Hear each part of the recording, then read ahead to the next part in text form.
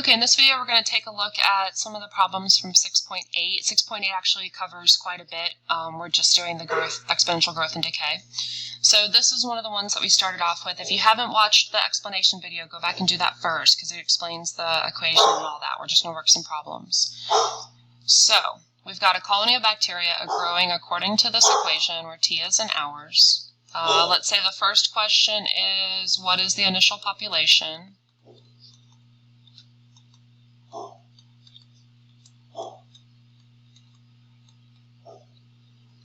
Okay, so initial population, or in other words, when T equals 0, could be asked either of those. They mean the same thing. So you can either plug 0 in for T, or you can just remember that this number out front is your initial population, and then we call that N naught. Okay, so if you plug in 0 for T right here, this whole thing would be e to the 0, which is 1, and you would just get the 3,000 as well. So you can think of it either way. All right, so initial population is 3,000. No work needs to be done for that. It's the number out front, and that'll stay the same for the entire problem. B. Let's say, how many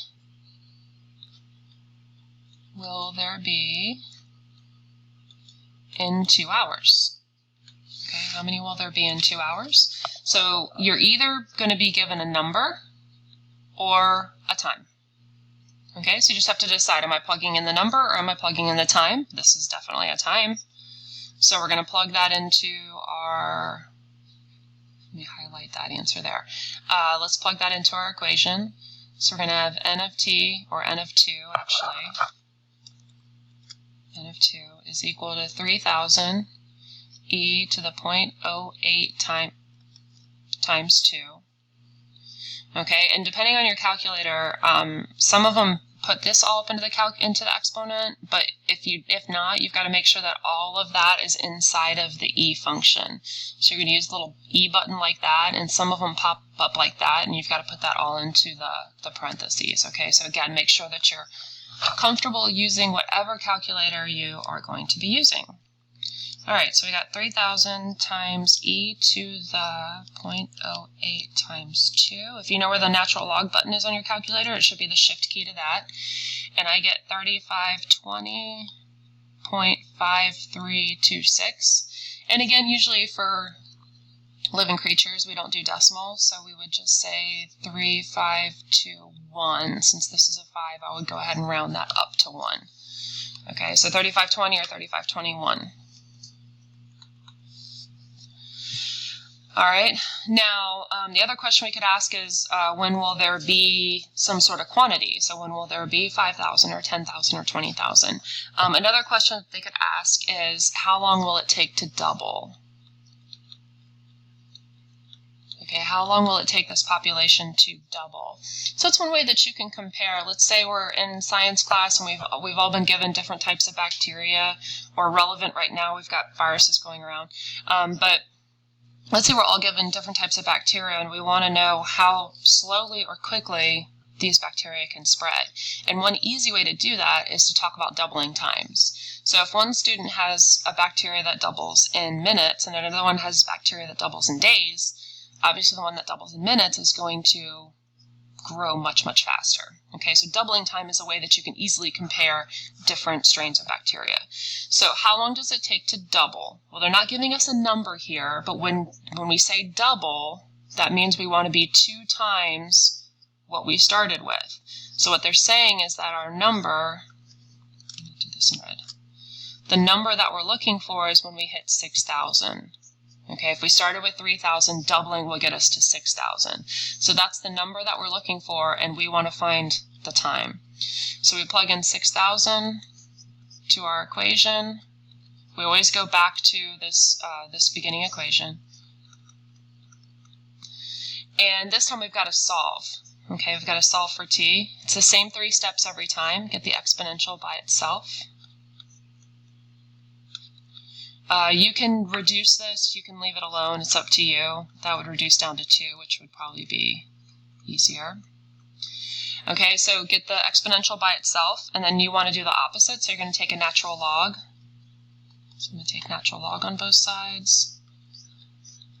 natural log and e will cancel out. So I get natural log of 6,000 over 3,000, or just 2, equals 0.08t, because the natural log and the e canceled out on this side. And then I want to get the t by itself,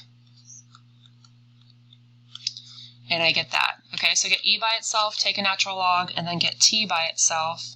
And you want to make sure that you have parentheses around that ln, just like I have it. That's super important because you don't want the 0.8 to be inside of the ln.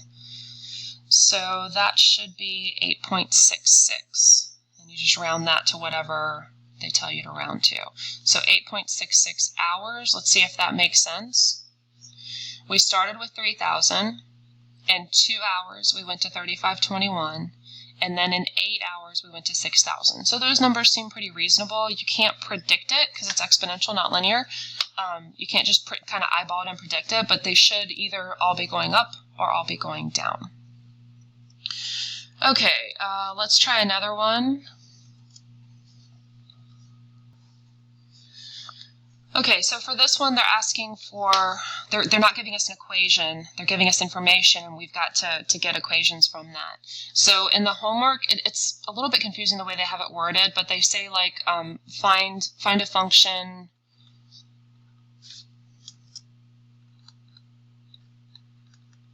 It says like find a function a of t where t is an hour or something like that. They literally just want you to set up the basic equation. Okay, so the part A in the homework, if you were having trouble with that, it's just putting in the equation. Okay, there's nothing tricky there. All right, and part B, okay, it might tell you to find K, the rate constant, because you've got to do that before you can do anything else. In the other problem that we just did, it was given to us, but in this one, we've got to find it. So anytime you've got to find a constant that you don't know, use the information that you do know to find what you don't know. So first of all, we need to find our A naught, our initial amount, and it says right here we start with 200 grams. So that's our A naught. Okay, we can go ahead and put that in because that is not going to change this whole problem. And then what else do we know that we can use to get K? We know that we have 150 grams in 8 hours. Okay, so this is our variable A. This is our A that changes, or our A of t, and this is our t. Okay, so this is an amount, this is a time. So we can go ahead and plug those in to find K. So we plug in 150 equals 200 e to the k times 8. All right, so we're solving for K, but it's a lot like where we just solved for t. Same 3 steps. We're going to get e by itself. And then we want to get rid of the e. We want to get rid of e, so we do the opposite, which is natural log. So we've got ln 150 over 200, and I'm going to keep those parentheses there because I need that all inside the natural log. And then I'm going to get k by itself, and it's going to look like that. And then there will be directions here that'll tell you what to round k to, because depending on what you round k to, it can change the problem by a whole lot. So let's say that we want to round k to 3 decimal places. You usually need at least 2. 3 is even better.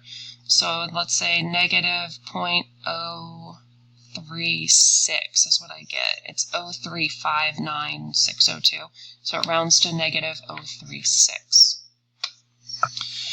Okay, so we set up our equation, we got our k, now we can come back and put that into our equation, because remember k is a constant and it's not going to change. Okay, so the A naught and the k are constants, they're not going to change, and now we've got our problem set up. Okay, so if you're not given the equation, you're going to have to find it. Use your initial amount and then use the information that's given to you to figure it out. Alright, so let's erase this. We're going to keep our equation here.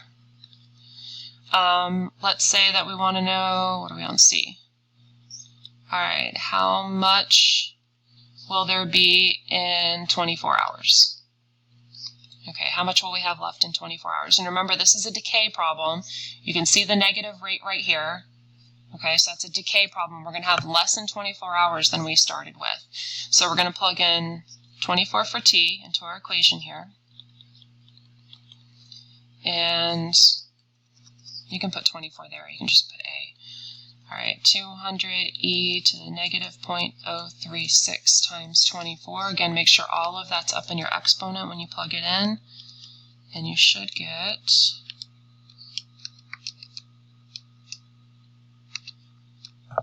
84.29. And we are in grams, so that would be grams. Okay, does that make sense? We started with 200. We went to 150 in 8 hours. We went to 84 in 24 hours. That seems pretty reasonable. Okay, we're going to have less as we go along. So that answer looks pretty good. Okay, if you get kind of a crazy answer, go back and check your work. And then the last type of question that we could be asked for this is, what is the half-life? So remember from the videos, that's the amount of time that it takes to get to half of what you started with. The time that it takes to get to half of what you started with.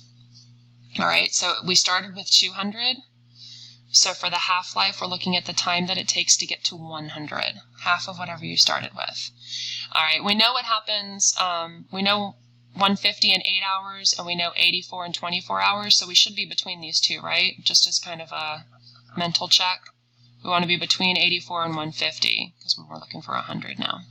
Okay, so half-life is when you have half of what you started with, so the amount that we're looking for is 100. We're going to put that right here. 100 equals 200 e to the negative 0.036t. And again, we're going to solve, but again, it's the same 3 steps every time. Get e by itself.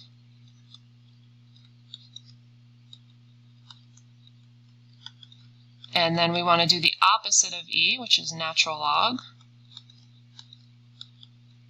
Natural log and e cancel, so we've got ln 100 over 200, or 1/2, equals negative 0.036t. And then the last step is to get t by itself. Okay, so t equals this fraction right here. Let's make sure we can get it in the calculator.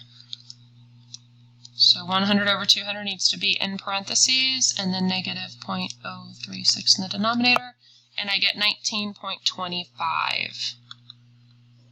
19.25, and that makes sense because we knew we're somewhere between 8 and 24 hours. So 19.25 hours makes sense. Okay? And that's the basic idea there. You're just going to keep coming back to this basic equation. Either it's going to be given to you or you're going to set it up, and then you're either plugging in the amount or you're plugging in the time. So just make sure that you practice a lot of these. I know we're at the end of the semester and we're going into tests and stuff. Practice as many of these as you can, and you'll see they really come down to the same steps each time once you get comfortable with them.